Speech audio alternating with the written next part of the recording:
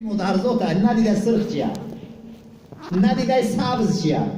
جنت اولی ما فهمیدیم رنگم کوری متعرضات ولی درش نه در آمدیم فقط جناب پیغمبر در آمده فقط صحابه در خواب دیده فقط زن فرعون در وقت مرگش دیده آسیا برای کور اگر ایسر تو بگه درباره سفیدی آدم و چی میدونه سفیدی چه بچروخی فقط نامش فهمیدن اگر عالم هم باشه و نمیدونه سفیدی چیه اگر آدمای دانشمنده که رنگ میبینن من فخری رازی میگه رنگ سفید شما میبینه سیاه رو میبینه شما وصف کردن نمیتونه میگه فقط درک میکنه سفیدی هم یه درک میکنه رنگی سفیده لیکن درباره سفیدی نقل کنی اگه نقل کردن نمیتونه سفیدی چیه فقط جنت خدا گفت ایالی حالی خدا گفته چشم شما ندیده زبان شما نگفته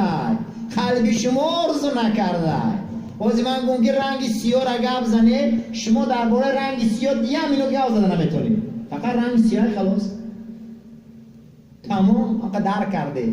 بسیاری چیزها را در همین دنیا ما درک کرده نمیتونیم حالی او آخرت شماندگی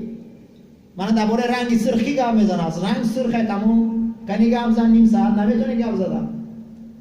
همین قدر گفته ابن سینا رنگی سفید رنگ هست که نوری چشم کشاد میکنه من سفیدی را بینده در همه جا میبینی کشاده سفیدی را جمع کرده نمیشه مگه ابن سینا نگه سیاهی را جمع میکنی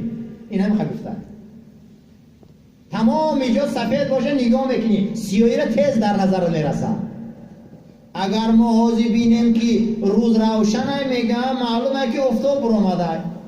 اگر میگه روز روشن باشه ابن سینا افتاب برآمده میگه اگر تو برای میگه افتاب هم بینی همون روشنیه میگه افتاب هم نبینی همون روشنیه یعنی برای مومین بین نبینه میگه باید یقین داشته باشه که افتاب هسته بیشت هسته چی در کار برای مومین گفتن که بیشت کجایی و چی خیلی ما یقین داریم که حقه ابن سینا رو بینه چه خیلی دلیل میبیارن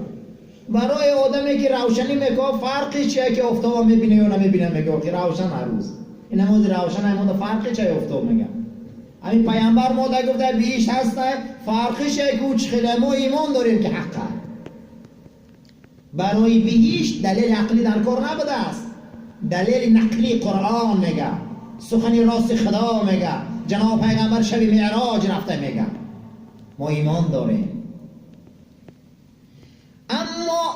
نعمت دنیا را خدا 4 چیز در همه ذکر کرده جنت باغها رزق بعد از او زن در علاج بعد از او مانندی راحتی دنیا باغ ولی باغ نداره یا باغ کلام کنه بر راحت میفهمید بعد از راحتی دنیا تمام نعمت های دنیا مثل میوه خوردن چی نعمت داره ای همه نعمتی بزرگ زنه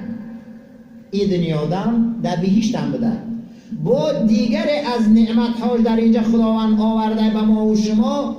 نهر و رزق و بهشت و زن اما در بهشت خدا گفته که هم فیها خالدون همین طبیعت بنده را خدا خلق کرده میدونه طبیعت بنده میخواه که همه چی دائمی باشه پل دائمی باشه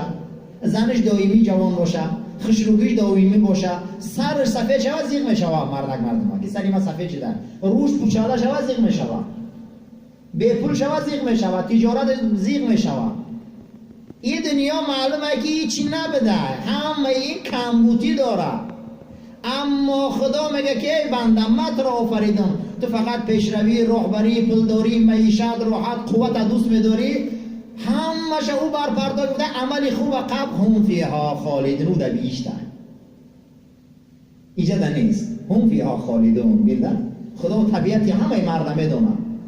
کی نمیفورشه که زنی خشرو یاش و قوت همش در بدن همه مدن میفوره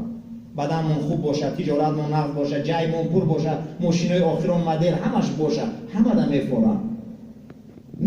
طبیعتی ما رو خدا میدونه خدا میگه نه عمل صالحات عملا نیک کنه هم فیها خالدون همه این در بهشت ایجاد نیست با دوام داره صحبت ما اللهم ربنا